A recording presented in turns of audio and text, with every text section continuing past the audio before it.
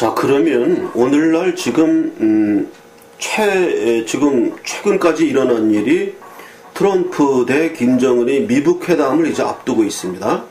이게 가장 중요한 회담이고 과연 거기서 어떠한 결과가 나올 것이냐. 그래서 아주 낙관적인 시나리오는 뭐 우리나라가 이제 통일되고 북한도 흡수 통일되고 뭐 만주까지 쳐들어가고 뭐 경사난다 이렇게 보는 시나리오도 있고, 아주 그 반대로 북한 집단에게 먹혀가지고 완전히 적과 통일되고 우리는 완전히 쪽박차고 다 보트피플 되고 막 이런 아주 비관적인 시나리오까지 천차만별 나옵니다. 그러면 근본적으로 왜 이러한 문제에 우리가 봉착하게 되었는가? 그것을 이야기하라면 이거 좀 아주 거시적인 이야기입니다. 그것은 결국 박정희 대통령을 시발점으로 해서 이루어진 조국 근대화, 산업화, 그래서 부유한 나라가 되게 만들었죠. 그 박정희 정권부터 시작된 조국 근대화의 그것 때문에 70년대 그 북한과의 그 대등한 관계를, 경제 수준이 대등한 관계를 따돌리고 그다음부터 이제 비약적인 그 발전을 이루게 된 겁니다. 모든 일에는 역학관계라는 게 있습니다. 역학관계. 물에다가 불을 이렇게 붙이자마자 바로 끓는 게 아닙니다. 시간이 지나서 70도, 80도 쭉쭉 올라가서 99도에서 100도에 도달하면 물이 이제 그때부터 부글부글 끓이면서 수증기가 막 나오고 끓어서 넘치는 겁니다. 그건 어떤 에너지가 생긴 거죠. 그 물이라는 상태로 있다가 수증기라는 그 기체 상태로 바뀌듯이 어떠한 에너지가 우리 한반도에 쌓여온 것입니다. 그래서 그 에너지가 그 대한민국의 비약적인 발전이라는 그 에너지로 점점 커져가면서 그 에너지가 쌓여서 이제 폭발 지점이 되면서 지금 이제 우리는 하나의 폭발 단계로 들어가는 것입니다. 그리고 모든 일에는 그렇게 이제 순기능만 있는 것이 아니고 폭발하려고 하면은 꼭 그걸 반대하는 세력이 나타나요. 그래서 폭발은 나쁜 것이다. 이렇게 이제 이야기하고 폭발하지 말고 그대로 유지하자. 뭐 북한 정권을 인정하자. 뭐 영구 평화협정을 체결. 이런 식으로 이제 그 자연적인 순리를 거스르는 세력이 나타나는 것입니다. 만약에 우리나라가 조국 근대화 같은 게 없었고 그냥 계속 니캉내캉하고 있던 이런 상태였다 그러면 현재와 같은 상태가 안 일어나고 현재와 같은 상황을 일으키는 에너지도 없습니다. 미국이 이렇게 무슨 니네 돈으로 우리 주둔 비용 대라 이런 얘기 하지도 않아요. 돈도 없는 사람한테 왜 돈 내놓으라고 하겠어요. 자기네들 돈도 많은 국가가. 그러니까 미국 입장에서 너희들 돈도 많은데 왜 계속 이렇게 빈대붙냐? 이런 식이거든요. 그러니까 이런 모든 일이 가장 그 모멘텀이 된 것이 뭐냐 하면 우리나라가 돈푼 있는 그런 국가로 발전함으로써 가지 많은 나무에 바람 잘 날 없다고 하지 않습니까? 그러면 가지가 많아서 바람 잘 날 없는 게 좋은 겁니까? 아니면 가지가 앙상해가지고 바람이 불어올 리도 없고 이게 좋은 겁니까? 당연하죠, 답은. 그러니까 지금 이렇게 가지가 많아져서 바람 잘 날 없이 돼서 자꾸 문제가 생기는 거 이게 좋은 겁니다. 이게 좋은 거고, 그 원동력이 된 것은 쇠천 한 푼 있어야 그게 그거 서로 먹겠다고 싸우는 것이고, 결국 김일성, 김정일 시대에서 이 북핵 개발을 자기네들이 염두에 두었던 것은 그 사람들이 머리가 돌대가리가 아니잖아요.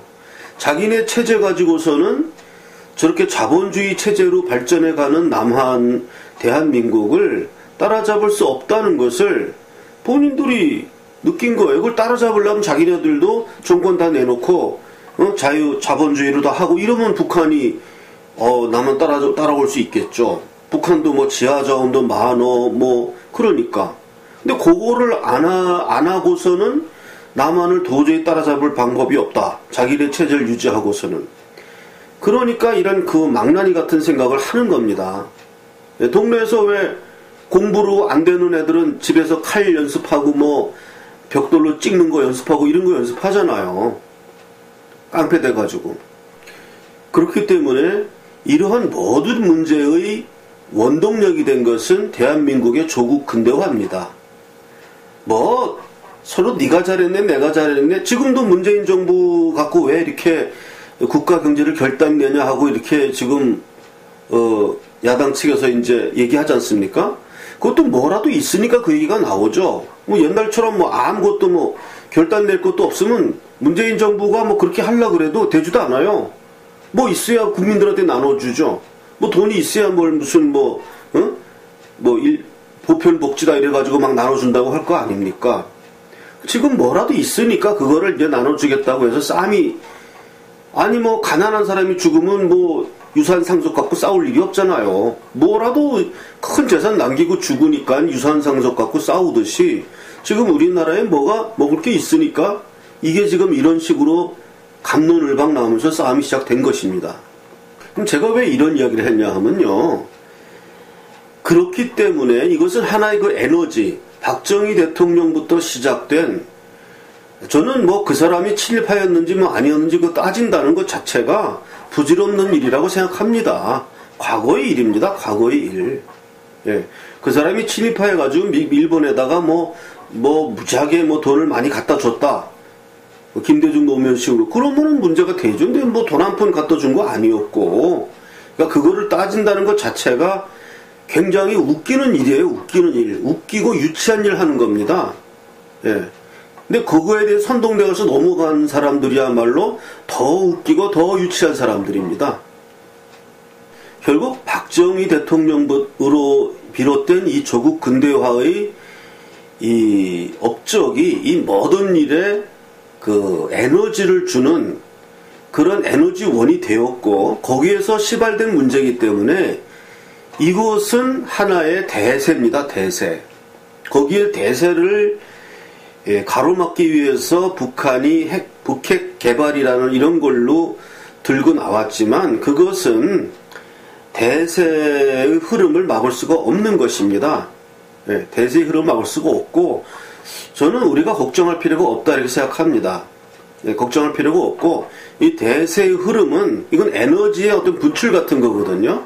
에너지가 쌓여서 분출되는 걸 누가 막겠습니까? 이거를 지금 문재인 정권이 그 드루킹 사건에서 저는 이 말이 난길에 했던 말씀을 드리는데 이런 것은 현대판 인민재판이라 이렇게 생각합니다. 문재인 씨 그 주변 사람들 뻑하면 뭐 지지율 얘기하는데 나는 그 지지율을 애초에 믿을 수가 없습니다. 그리고 그것이 드루킹 일당이라든가 이런 사람들에 의해서 조작되었고 그 댓글이 많이 딸리면 그거 보는 사람들은 야 이게 여론인가 보구나 이러고 우 따라가는 거예요.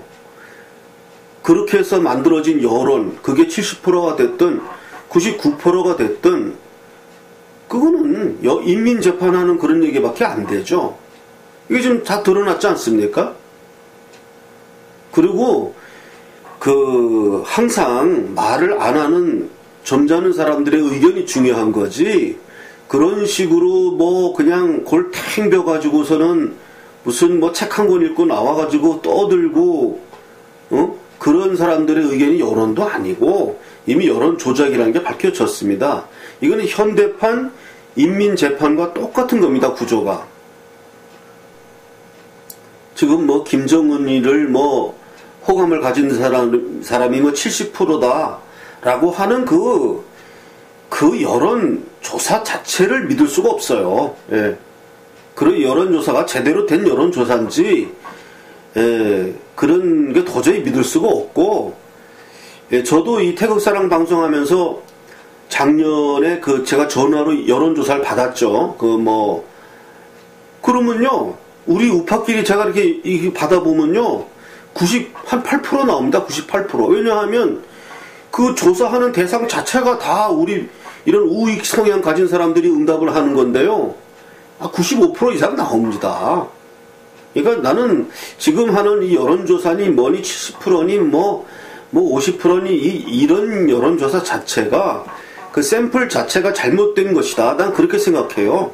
전혀 믿을 만한 가치가 없는 여론조사일 것이라 이렇게 생각합니다. 그래서 이런 터무니없는 인민민주주의재판 같은 거 하지 말고, 얘기가 약간 옆으로 또 샜는데요. 어쨌든 이러한 모든 일의 시발점이 된 것은 북한이 아니고 박정희 대통령으로부터 시작된 조국 근대화였습니다. 이게 에너지를 준 거예요. 이게 에너지를 준 것이고, 만약에 그런 일이 아니었다 그러면은 북한이 뭐 이렇게 핵 개발만이 유일한 길이라는 길로 달려가지도 않았을 것이고, 남한도 만약에 뭐 지금 니캉네캉 하고 있다 그러면 북한이 뭐하러 미국의 눈밖에 나면서 이렇게 미국과 싸워가면서 적과 통일을 하려고 하겠습니까? 얼마든지 다르게 적과 통일할 수 있는데.